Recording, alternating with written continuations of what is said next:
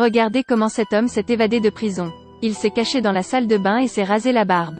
Ensuite, utilisez de l'eau pour vous brosser les cheveux. Sortez les vêtements du gardien de prison qui étaient cachés dans les toilettes. Habillez-vous, changez de coiffure. Il est maintenant devenu gardien de prison. Il parcourt calmement tous les autres gardiens de prison, jusqu'à ce qu'il atteigne la porte. Il a sorti une très-fausse carte magnétique. Faites-en également glisser un.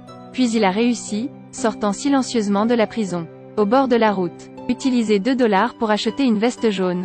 Voir une voiture de luxe sur le point de s'arrêter. Il a rapidement couru pour faire semblant d'être un préposé au stationnement. Non seulement il peut conduire une voiture de luxe, et obtenez également 100 $. Il est le génie escroc Neil Caffrey. À cette époque, le côté de la prison a commencé à demander l'aide du FBI, parce que Peter est le seul à pouvoir attraper Neil. Mais ce qui intriguait Peter était, il reste 2 mois à Neil pour être libéré. Pourquoi s'est-il évadé de prison à ce moment-là? Alors il a revu la vidéo quand quelqu'un a rendu visite à Neil et l'a découvert. Il y a 1 mois, le sujet de Neil avait été en prison pour lui rendre visite. Peter pouvait le dire à l'apparence de la bouche de la femme. La dernière phrase prononcée par la femme était au revoir. Après cela, elle n'est jamais revenue. Peter devina que Neil devait être venu pour trouver cette femme. Peter est donc allé chez elle. Comme prévu, Neil était assis seul ici, dans un état second. Peter a appelé ses subordonnés pour qu'ils viennent l'arrêter. Neil vit alors quelque chose de jaune sur l'épaule de Peter. Savez-vous ce que cela est? Peter, bien sûr, ne sait pas. Il s'avère que c'était il y a quelques heures. Peter est allé à la banque pour enquêter sur une affaire. Lorsque le technicien essaie d'ouvrir le coffre-fort a soudainement explosé. Toute l'équipe du FBI était couverte de poussière. Les preuves ont également été détruites à cause de cela. Je vais vous dire ce que c'est. Mais une semaine plus tard, vous devez venir à la prison pour me voir. Après que Peter ait accepté, Neil dit qu'il s'agit d'une ligne sécurisée pour un billet de 100 $. Après avoir dit cela, Neil a été immédiatement emmené par le FBI. Le lendemain, de l'assistant Peter a découvert. C'est en effet une ligne de sécurité pour un billet de 100 $. Mais il est encore inédit. Comment Neil pouvait-il savoir? Alors Peter est allé voir Neil comme promis.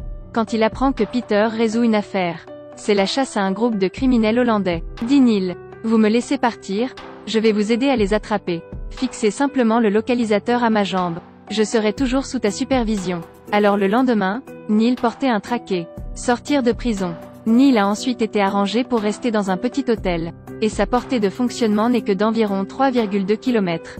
Il était clair que ce genre d'environnement ne convenait pas à la personnalité de Neil. Alors Neil est allé dans un magasin, vendant de l'occasion. Ici, il rencontre une dame qui fait don de vêtements. Les deux viennent de se rencontrer, mais c'est comme s'ils se connaissaient depuis longtemps. Sachez que le manoir de la femme est à proximité. Alors Neil a été invité à vivre dans le manoir de la dame. Sauf pour aider la dame à nourrir le chien et à arroser les fleurs tous les jours. Il a également dû emmener la petite fille de la dame en promenade. La douane vient de confisquer une sorte d'histoire, Blanche-Neige et les 7 nains. Bien que ces livres aient été publiés en 1994. Mais ils ne valent pas grand-chose. Alors pourquoi les libraires apportent-ils autant de livres? Viens ici. Alors, Peter a immédiatement trouvé un libraire à qui parler. Le libraire a dit que tout ce qu'il faisait était légal. Mais il montra une expression paniquée. À ce stade, son avocat est arrivé.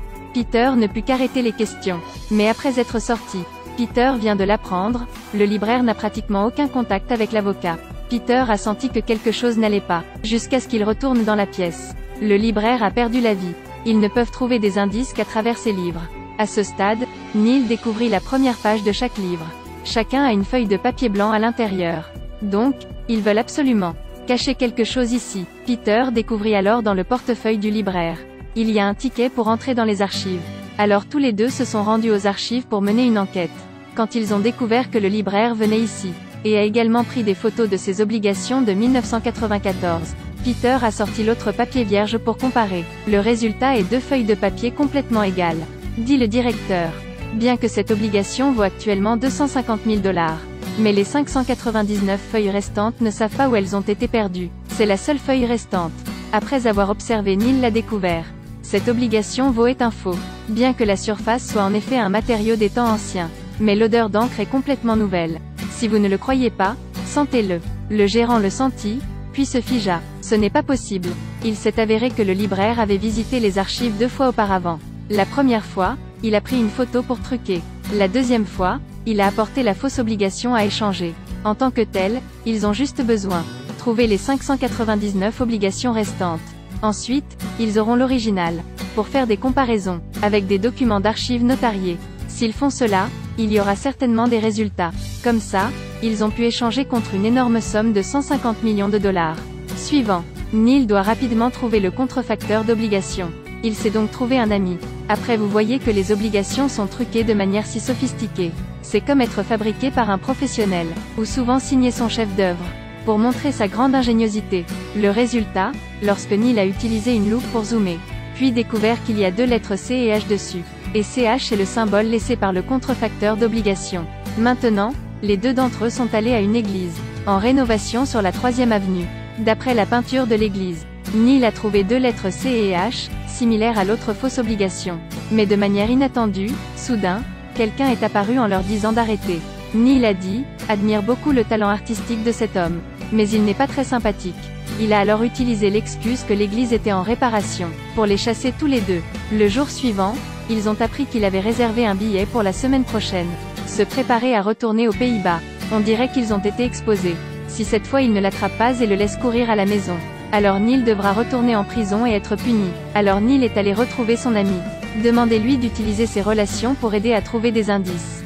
2 jours plus tard, l'ami a donné à Neil un morceau de papier. Suivez l'adresse sur ce morceau de papier.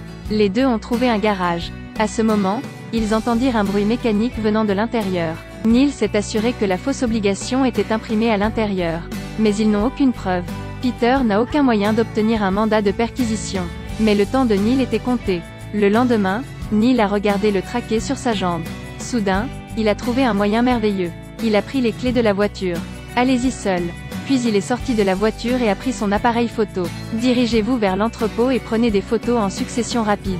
Après que Neil ait réussi à mettre les portiers en colère, Neil a été introduit à l'intérieur par eux. Ici, Neil vit une pile de livres entassés sur le sol. Et cette machine imprime constamment les obligations. Ensuite, ils ont enfermé Neil dans une pièce. À ce moment, l'autre gars s'est précipité. Neil le vit et verrouilla rapidement la porte de la pièce. Et cette salle de verre est en verre par balle. Il a donc envoyé ses cadets chercher la clé. Et Neil s'est assis et a commencé à se moquer de lui. Qu'en penses-tu? Pourquoi mettez-vous votre nom sur l'obligation? C'est vrai que je ne connais pas la peur. Dès qu'il eut fini de parler, les sirènes de police retentirent à l'extérieur.